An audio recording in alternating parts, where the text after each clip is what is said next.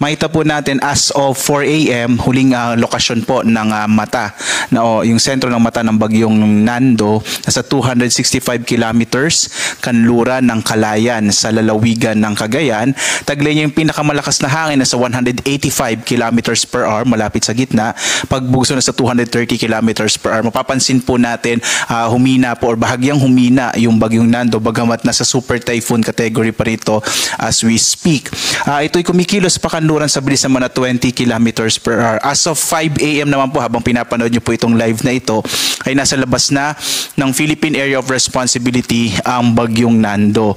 Samantala patuloy pa rin yung pag-ilaw ng southwest monsoon kaya malaking bahagi pa rin ng Luzon kasama yung Kabisayan ay makararanas ng medyo maulap na kalangitan na may kalat-kalat na mga pag-ulan, pagkilat, pagkulog. Sa mga kababayan natin sa Mindanao ang inaasahan natin ay mga isolated rain showers and thunderstorms lalo na sa hapon hanggang sa gabi. Samantala minomonitor pa rin natin itong low pressure area na maaring pumasok po ng Philippine Area of Responsibility ngayong araw at sa kasalukuyan naka high chance, ibig sabihin malaki na yung posibilidad na ito ay maging bagyo within 24 hours. So posible po ngayong araw, earliest po today, latest po by tomorrow early morning may magiging bagyo itong binabantayan nating low pressure area at kung sakaling maging bagyo po ito tatawagin po itong Opong.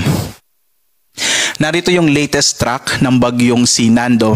Sa ngayon nga po nasa labas na ito ng Philippine Area of Responsibility. By tomorrow nasa 475 kilometers ito kanluran ng Basco sa Batanes. And then po after 24 hours ito ay nasa 680 kilometers west ng Itbayat sa lalawigan ng Batanes. Makikita po natin, inaasahan natin ito kikilos papunta po sa may southern part ng China. So maapektuhan po nito yung katimugang bahagi ng China.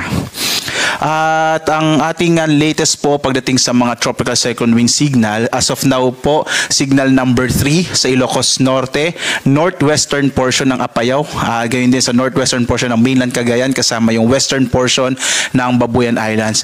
Kahit po nasa labas na ng Philippine Area of Responsibility ang bagyong Nando, posible pa rin na may mga lugar na kung saan nakataas yung tropical cyclone wind signal sapagkat malaki din naman po yung bagyo, so posible pa rin na yung mga kaulapan na dala nito ay magdala pa rin ng mga pagbugso ng hangin at palakasin ng mga pag-ulan.